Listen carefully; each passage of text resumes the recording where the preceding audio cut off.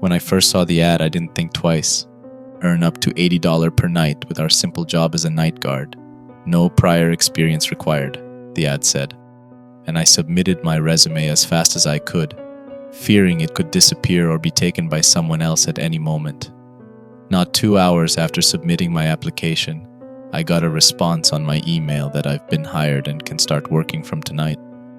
It struck me as odd that there was no job interview and that I needed to start working right away. But hey, maybe they urgently needed someone. I've been jobless for over a year now, so I naively ignored any red flags and was just happy to have a job. I went to the given address at 8 p.m. and it turned out to be an office building. "Hello?" I called out when I entered, but no one responded. The hall I was in was engulfed in darkness, and the only source of light was coming through the pane of glass on the door, which had the name Security on it. I knocked on the door, but there was no response. I decided to open it, and sure enough, it was empty.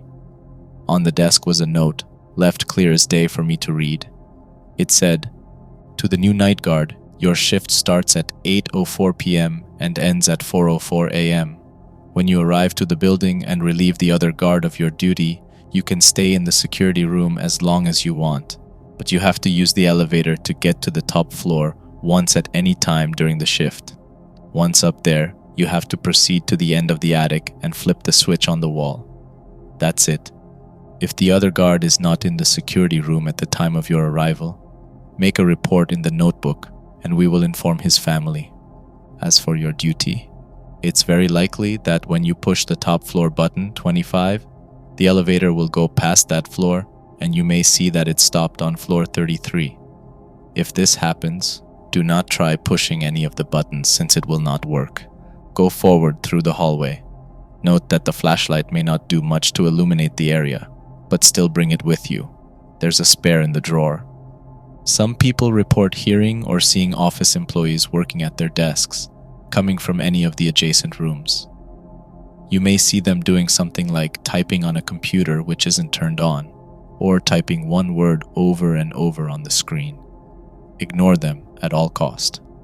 It is currently unknown if the employees are real or a manifestation of the mind, but ignoring them should keep you safe.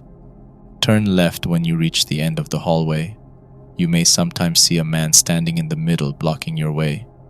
He will do you no harm so long as you maintain eye contact with him. You have to get past him, so put your hand on the wall to your right or left and slide it across as you go through to avoid stumbling and losing eye contact with the man. He will keep following you with his gaze and try to distract you. Reports indicate he may point behind you with a look of fear on his face to try to get you to look away. You may also hear loud crashing sounds or voices right next to you, but ignore them. Once you reach the end of the hall and round the corner and not a moment sooner, you're safe from the individual. When you reach the exit which leads to the staircase, proceed down. Make sure to note what floor you are on, and if any of the floors start repeating on your way down, immediately go back up to floor 33 and then start descending again. If you see any of the other stair doors open, proceed carefully, especially focusing on the ceiling or underside of the stairs. You may start to hear footsteps coinciding with your own behind you. Don't stop to listen and don't turn around. Just proceed as you normally would. If you feel that the footsteps are getting closer, go faster, but try not to arouse suspicion. If you hear a high-pitched scream coming from above, it usually sounds like a mountain lion. Run down to floor 25 as fast as you can and pray you are faster than the thing chasing you. If you are forced to continue going down despite the floors repeating, enter the closest floor. You will find yourself back in the hallway of floor 33, so simply repeat the steps from before. Once you reach floor 25, you are in the clear. First, call the elevator and jam the door to keep it open. Press the floor 1 button and go back to the switch. After flipping the switch, the lights will go out. At this point, you will start to hear screams all around you, similarly to the one described before. Run to the elevator as fast as you can and enter it, while unjamming the door. If you did everything right, you should have at least 5 extra seconds to close the elevator before the entities of the building reach you. You should be back on the first floor of the security room once the elevator stops. You may spend the rest of the shift however you desire, so long as you don't leave the property between 8:04 p.m. and 4:04 a.m. Note that leaving the building at any given moment between the mentioned times will put you back on floor 33. Also note that not flipping the switch before 4:04 a.m. will result in you not being able to leave the building.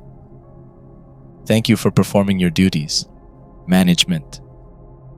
It's 1:24 a.m. right now, and the elevator doors just opened on their own. I barely made through the building, and it was mentally agonizing beyond words. At 2 a.m., I entered the elevator, which had been opened for almost an hour prior to that. I took the note with me and followed all the rules written there. The elevator stopped on floor 33 despite my hopes. There was the sound of typing to my left, and when I peeked through the shattered glass, I saw a guy in formal attire sitting by an old PC layered with dust, which wasn't even turned on, and typing away vigorously. He'd even glance over his shoulder and call out to his imaginary or invisible co-workers, saying things like, "Cindy, do you have that report ready?" Or, "The client said we should meet at 2 p.m. I tried not to look at him as I tiptoed through the hallway and turned left. A tall man in a coat stood in front of me, and he was staring right at me. I knew I had to maintain eye contact with him, so I slowly went past him. The entire time he tried to distract me by pretending he was about to hit me and hoping I would flinch, pointing to things behind me in a very convincing manner with a look of horror on his face. I swear at one point someone even screamed, "Watch out!" right in my ear. Luckily, I made it unscathed, and going down the stairs to floor 25 was uneventful.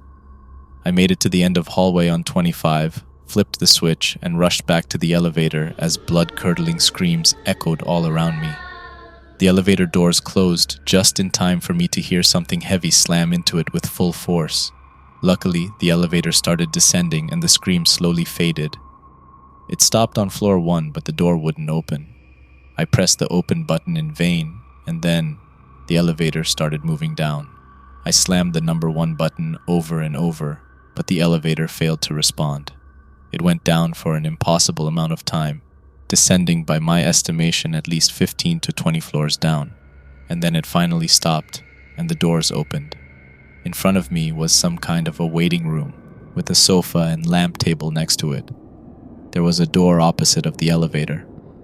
I pressed the buttons over and over, but there was no response. It was clear the elevator wanted me to step out on this floor. Sure enough, as soon as I did, the doors closed again, and the elevator went back up. I cursed, frustrated, and scared shitless. I inspected the room and just then realized there was a hastily written note on the lamp table. I picked it up. Here's what it said. "If you're reading this, that means you fell for their trap, just like me. The good news is you made it through the first task on floor 25. The bad news is there is no job and you aren't gonna get paid. Whoever these guys are, they're running some fucking experiments on us like some lab rats. We need to get the fuck out and get to the police. Read this next part carefully because your life will depend on it. When you go through the door on your left, you'll find yourself in a mansion of some sorts. You need to make it to the 3rd floor, but it won't be easy. Follow these rules. Floor 1, go through the hallway, but whatever you do, don't fucking look in the mirror to your left. You may see with your peripheral vision the reflection not mimicking your own movement or just facing and staring at you. But do not look at it. Close your eyes if you have to. Once you're past the mirror, turn left and go straight. You may hear the toilet flush in the bathroom to your right at this point. If this happens, hide immediately. There's a closet close by. Hide inside and don't make a sound until the old man comes out of the bathroom and is gone. Wait at least 1 full minute before going out. Once you're in the clear, climb the stairs in the main hall to the 2nd floor. Floor 2, turn right and take the 2nd door to the left, blue door. I have no idea what will happen if you take the other doors or turn left. Once through the blue door, you'll find yourself in a big room full of mannequins. Dozens of mannequins will be on both sides. You may hear giggling, and some of them change the direction of their gazes and their positions or poses when you don't look, but I think they won't harm you if you don't disturb them. If any of the mannequins' heads drop to the floor and roll in front of you, run as fast as you can and close the door behind you once you're out. You should be close to the stairs again now. Follow the hall and don't worry about any voices you hear from the adjacent rooms, even if they beg you to come help them. If you hear or see any of the doors opening, hide again. The old man might seem someone you can overpower easily, but don't even fucking think about it. Once he's gone, climb the stairs. Floor 3. Remember that man from floor 33 who you had to keep eye contact with?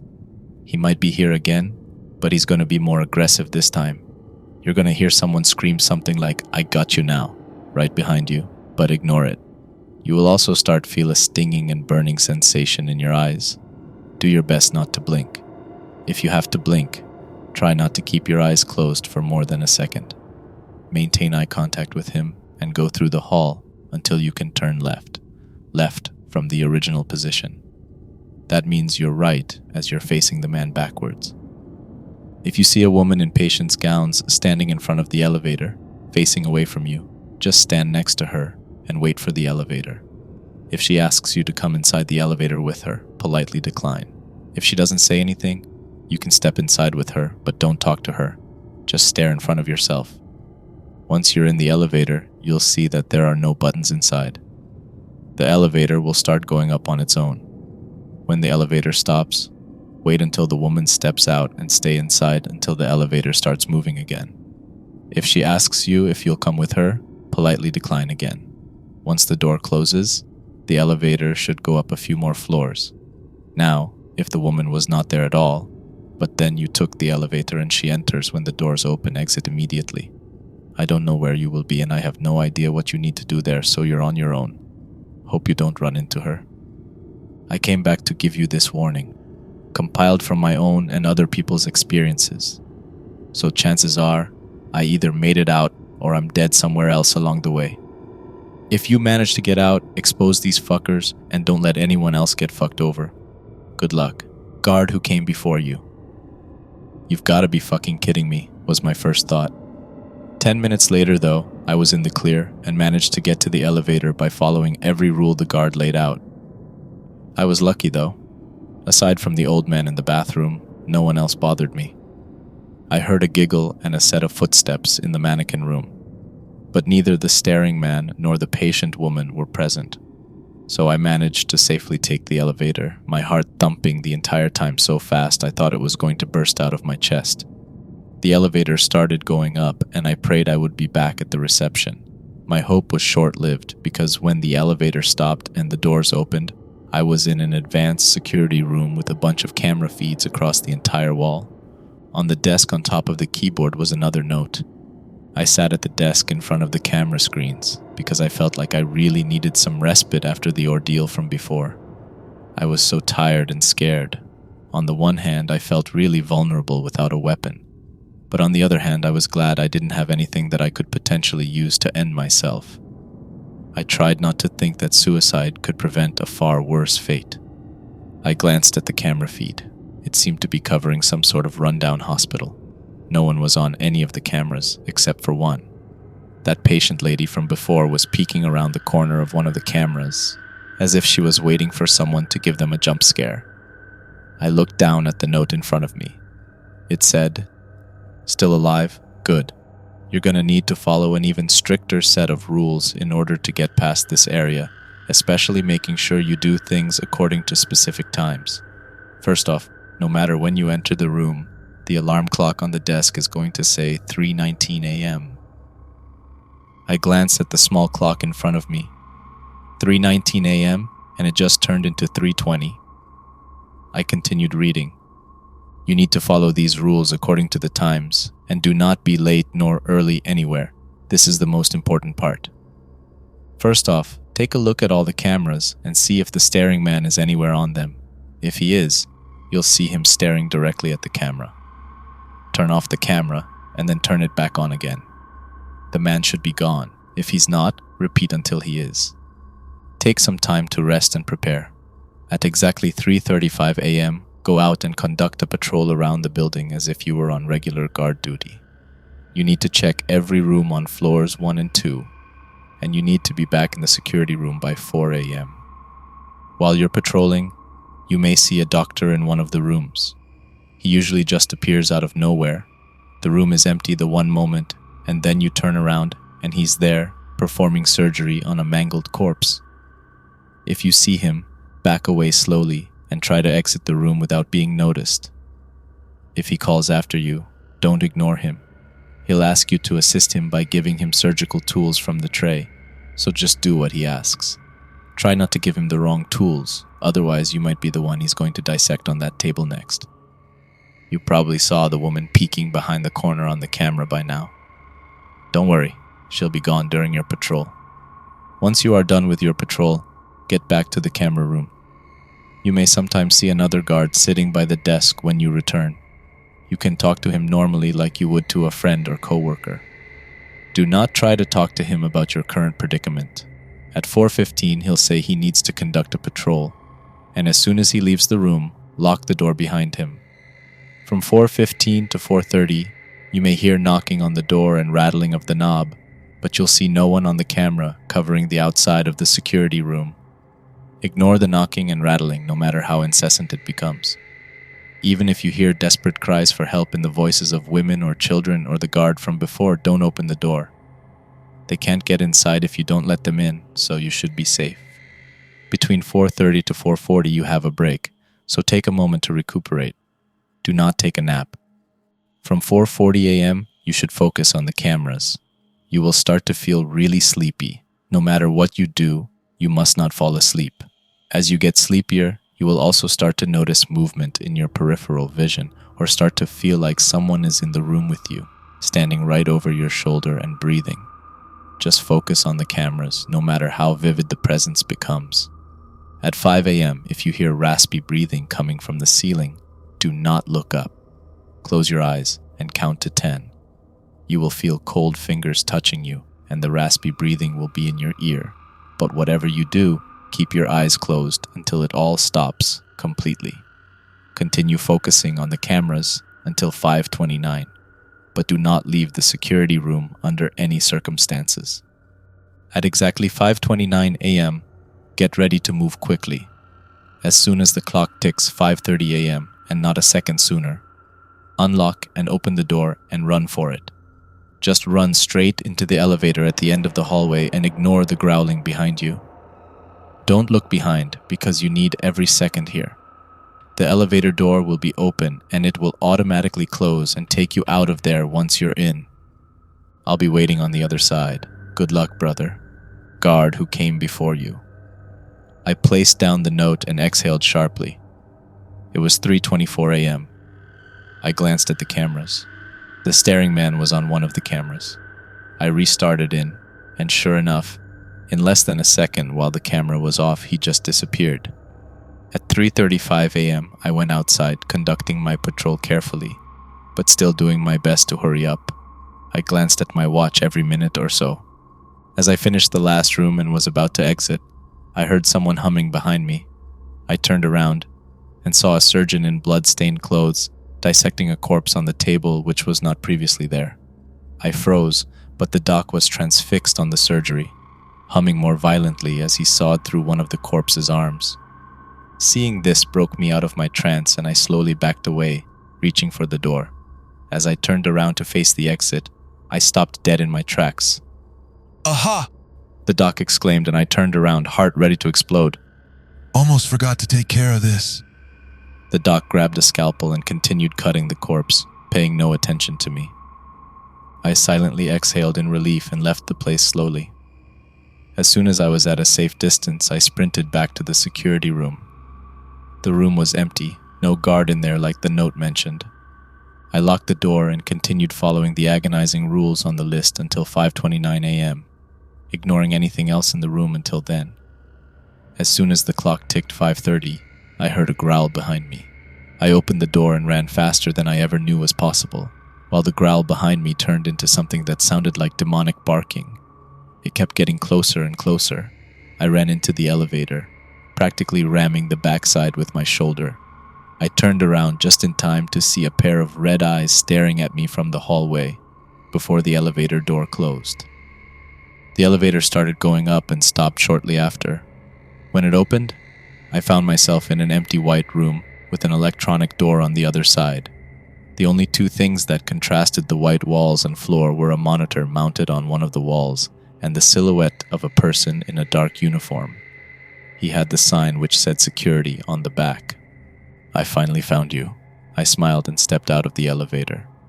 The guard looked at me with a confused expression, so I tried to explain who I was and thanked him for leaving the instructions behind for me. He shook his head. "What are you talking about?" he asked. "You said in your note that you'd be waiting on the other side," I said. "What note?" "Look, bro, I'm just trying to find my way out of here. Been trying to find a way to open this door for ages." He looked even more confused by this point. "Look, man, I've been following these notes you left because you said you'd be here, so just cut the bullshit." I took out the note and presented it to him. He inspected it with a serious look on his face and then looked at me and said, "Afraid you got the wrong guy, bro. This isn't my handwriting." "Well, if it wasn't you, who was it then?" I angrily remarked. Just then, the monitor on the wall turned on and a message flashed across the screen. "Welcome, new recruits." A new message replaced it, and the guard and I had to get closer to read what the wall of text said. "You've done well so far.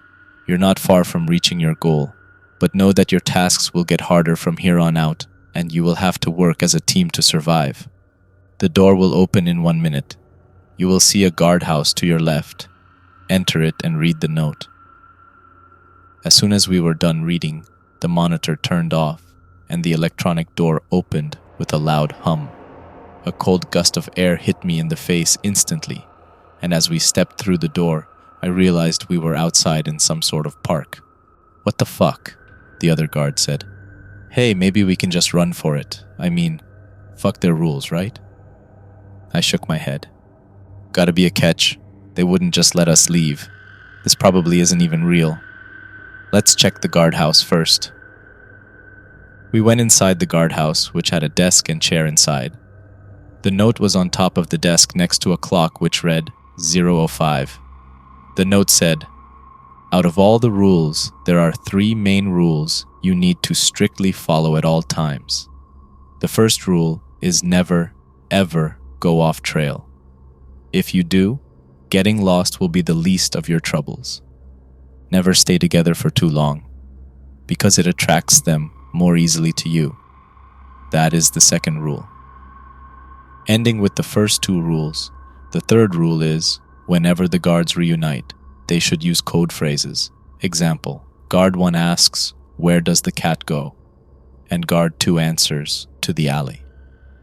Note that the code must be recited exactly how the code is agreed upon, word by word. Moving on to the rest of the rules, 1 guard should stay in the guardhouse, while the other patrols around the park. Patrols take about 10 minutes. For the guard patrolling, under no circumstances is the guard allowed to leave the trail when patrolling. See Rule 1. Turn left at the crossroads, and you will come back full circle back at the guardhouse. If you happen to hear the other guard's voice coming from the trees, calling for help, ignore it. You will hear his voice on a loop, usually repeating the same phrase with the same intonation over and over. Pay attention to the sounds of animal life, too. If the park suddenly gets quiet, finish your patrol normally, but do not look behind or glance at the trees. During your patrol, every 5 minutes or so, loudly shout a simple word like hello into the air. If your voice doesn't echo, run back to the guardhouse immediately. Should you see a hiker in the middle of the trail, keep the flashlight pointed at his face at all times. He will ask you to move it away, stating it's too bright, but don't listen to him. He will also tell you he understands your situation and will tell you to follow him since he knows a way out. Decline his offer. After this, he should leave. Do not take the light off him until he steps off the trail.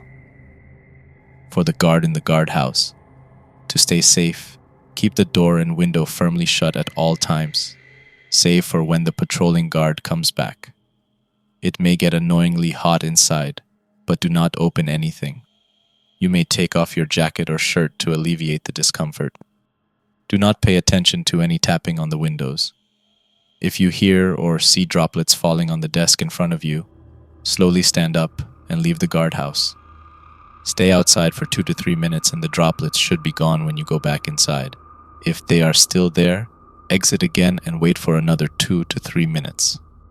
When the patrolling guard returns, ask him the code question while avoiding eye contact. If he doesn't respond or responds incorrectly, exit the guardhouse while avoiding eye contact and then return inside. The fake guard will be gone. If you survive until 1 a.m., both guards should proceed together to the end of the trail and turn right at the crossroads. Do not do this before 1 a.m. At this point, the forest life will be completely quiet and the only sound surrounding you will be occasional hurried footsteps coming off the trail. They can only approach you in the dark, so do your best to train your flashlights on them, even if you can't see them clearly. Guards should divide to cover both sides with light. End your task by reaching the end of the trail with a gate. That is your exit point. Make sure to take this note with you. You will need it. Damn it, the other guard said, and we sat in silence for a moment. I scratched my cheek and said, "All right, I'll take the first patrol. What should be our code?" He thought for a moment and then said, "Shit, man, I don't know. How about this? I'll ask, what should these fuckers do? And you can say, let us go." "You got it. What's your name, by the way?" I asked. The guard said his name was Sam, and I introduced myself as well. I left for the patrol with the flashlight and stuck strictly to the trail. Nothing major happened, no sounds off the trail, etc. But I did run into the hiker mentioned in the note.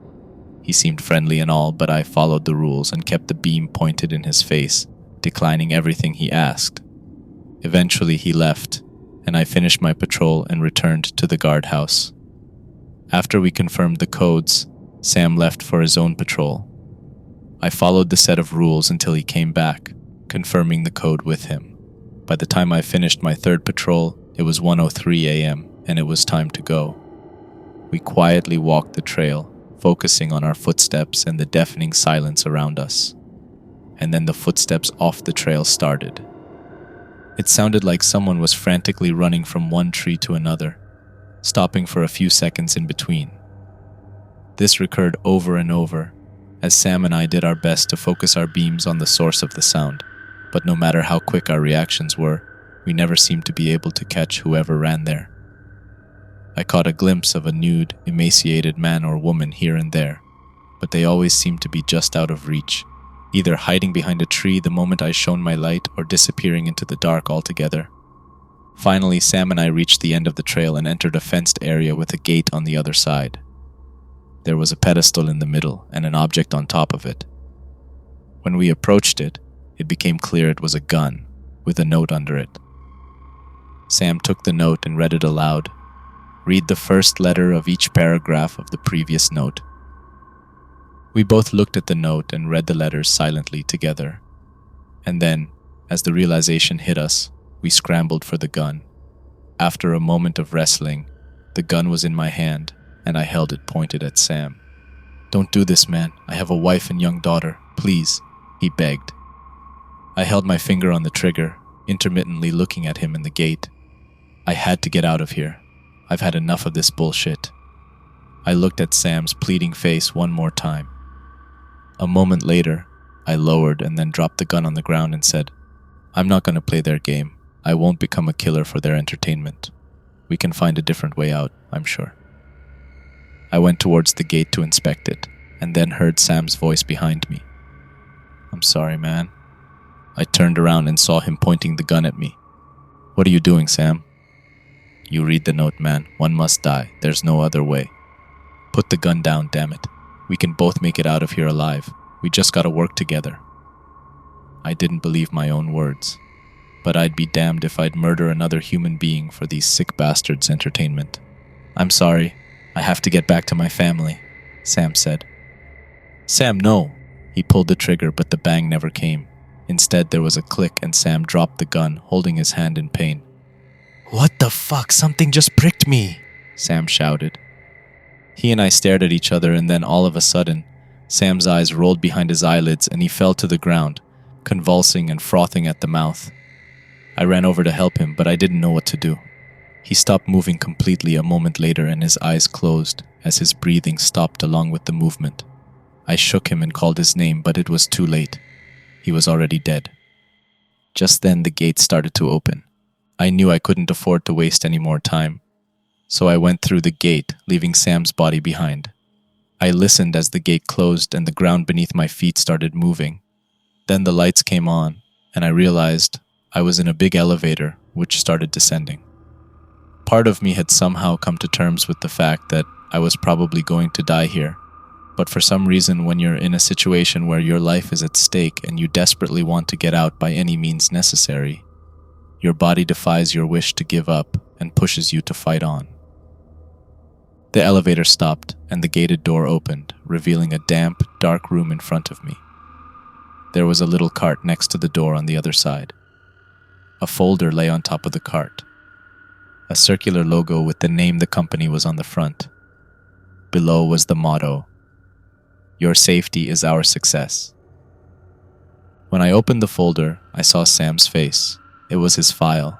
In it, I saw everything about him, including age, family, and even behavioral patterns observed by these freaks. And then the next page was my file. They knew everything about me, not just my age, nationality, etc., but also my ways of thinking and everything I have been through during the test so far. They even had predictions about my behavior before I even did something. They knew my every move. The last page underneath my file was a note. Here's what it said. "Congratulations on surviving this far. You have only one last task to complete before you earn your reward, which is to reach the elevator on the other side of this area. The list of rules for the final part is as follows. Once you are through this door, proceed straight through the corridor. Do not look, get close, or touch the glass on the left and right side, despite the irresistible urge. Don't stop for longer than 2 seconds at a time. During the entire time, you will hear whispers coming from the other side of the glass. If the whispers suddenly stop, run as fast as you can to the door. Once you reach the door, you will find yourself outside on a wide bridge. There will be one person aimlessly wandering there. He may look weak and drunk, but don't underestimate him. Only move when he is not looking at you, and when he faces you, stand as still as you can. If you see him stop all movement suddenly and go silent, he may have sensed you. The best thing to do is to stand still and not breathe. He may approach and inspect you, but do not move a muscle until you see him calmed down and facing away. Do not even think about making a break for the door when you're close to it and him being a distance away. If he sees you, he will catch you no matter how close to the door you are. Close the door behind you, and you will find yourself in a dormitory. You will see pebbles on a wooden plate next to you. Put them in your pocket and make sure to always have at least one ready in your hand. Proceed through the next area as quietly as possible, especially if you hear footsteps and sniffing close by. Be especially aware of creaking floorboards. If you assume you may have attracted its attention, toss the pebbles at a distance to distract it. Do not run while it is distracted. Do not go for the exit yet, as the creature is standing in your way. Look for room 109. By this point, the creature will most likely be aware of your presence. So get inside the room and lock it as fast as possible. You will see that there is nowhere to hide, since the room is empty. That's not a problem, since the creature is blind. Run to any corner of the room and stay there as quietly as you can. Try to remain calm as the creature screams and rams the door. Once it is inside, it will inspect the room and sniff the air. You'll be safe as long as you make no sound. After a minute or so, the creature will leave and you will be able to get to the next exit safely. Exit the dormitory through the back door and close it. When you turn left, you will see. The rest of the note was unintelligible, save for a few words and the signature, "The Company," below. I narrowed my eyes, scanning the page over and over, but no matter how many times I read it, the text remained the same. I cursed loudly and put the page in my pocket, inhaling and exhaling deeply. Final stretch. No matter what happens after this, it would be over, and I knew it. I opened the door, and as soon as I did, the whispers came from both sides. It sounded unnatural, as if whoever was on the other side of the glass was mocking me with their friends behind my back and trying to be quiet but failing. I proceeded for a whole minute before the whispers suddenly stopped. And then loud slamming on both sides of the glass started. Handprints started to appear on the glass. First one, then two, then 10, 100, 1,000, all within the span of 10 seconds or so. I sprinted across the corridor and rammed the door with my shoulder. I turned around to close it, but the corridor was calm again. No sounds and no handprints. I took no chances as I closed the door behind me. I turned back and faced the sight before me.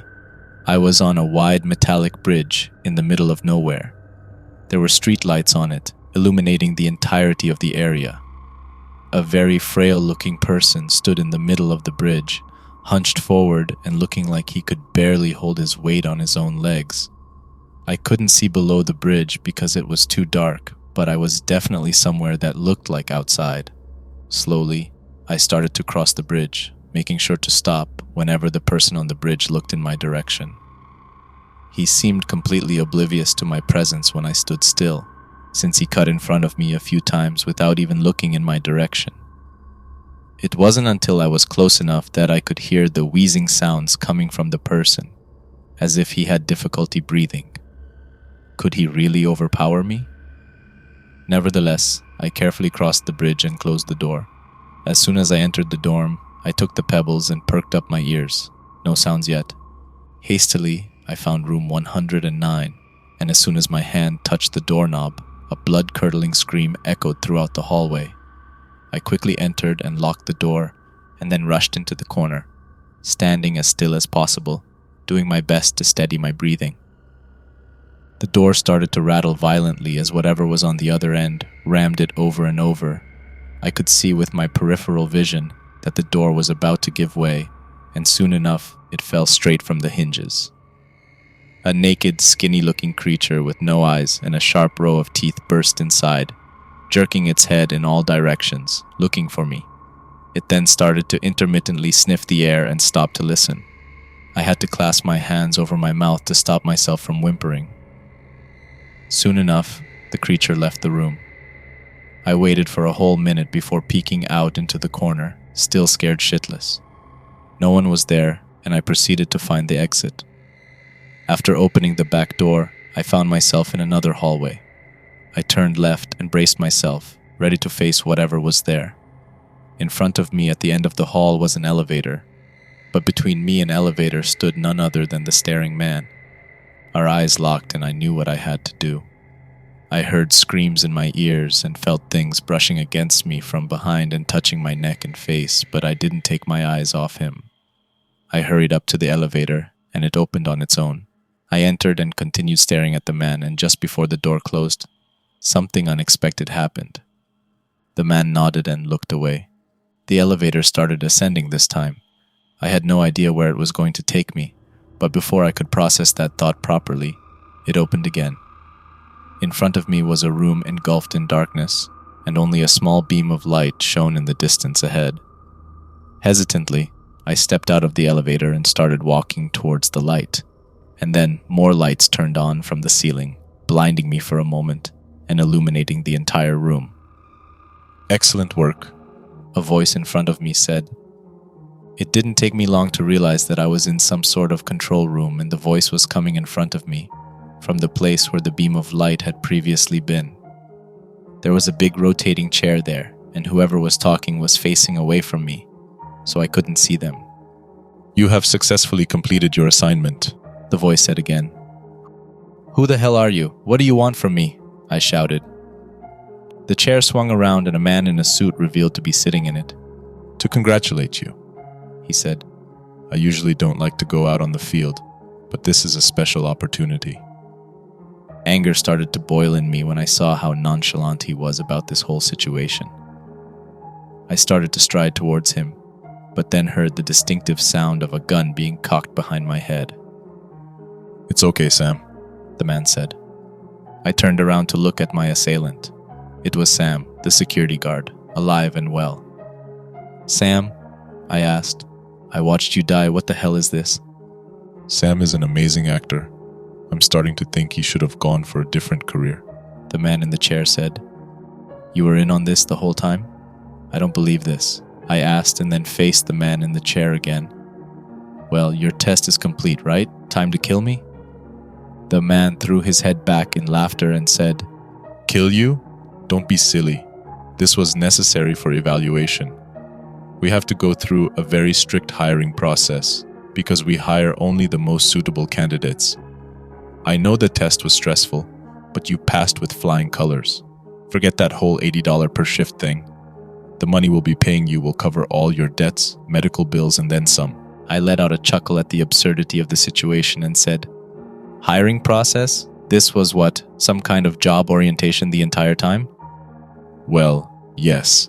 What our company deals with here is not ordinary guard duty, as you saw back there. And this is why we need to make sure our candidates don't do something to endanger themselves or others. So all those things back there, they weren't real? I asked. Oh, they're as real as they come. And you were in actual danger the whole time. We have intervention always ready, but sometimes accidents do happen. This is the process candidates are subjected to. And out of 43 applicants, you were the only one to make it to the end. So you want me to work for you? I looked at Sam, who had a neutral expression on his face, and then back at the man. What if I refuse? Then you get a slightly higher compensation than was mentioned in the ad, and you go home and look for another job. The man shrugged. I could go to the police and rat you out, I replied. You could. You could tell them everything. But you'd find that the police found no trace of anything you mentioned. No ghosts, no monsters, not even an ad listed by any company you mentioned. In fact, the company itself is not registered anywhere. There's nothing except an old abandoned building. He motioned for someone on the side to come. A woman approached me with a paper and pen. She handed them to me. At just one glance, I realized it was a contract for the company as a security guard, and the compensation was shocking, to say the least. The amount they paid would cover all my bills, and I could finally move out of the shithole I live in now. The man continued. You could walk away and go to the police, or you could work for us. Help the world and the fragile residents by keeping them safe from the horrors you witnessed, because their safety is our success. He smiled. I frantically clicked the pen over and over, looking at the man's smug face and then at Sam. He nodded subtly to me as I looked at the contract once more. So much money. Before I could change my mind, I signed the contract and handed it back to the lady. The man smiled widely and then stood up and shook my hand as he said, Welcome to the company.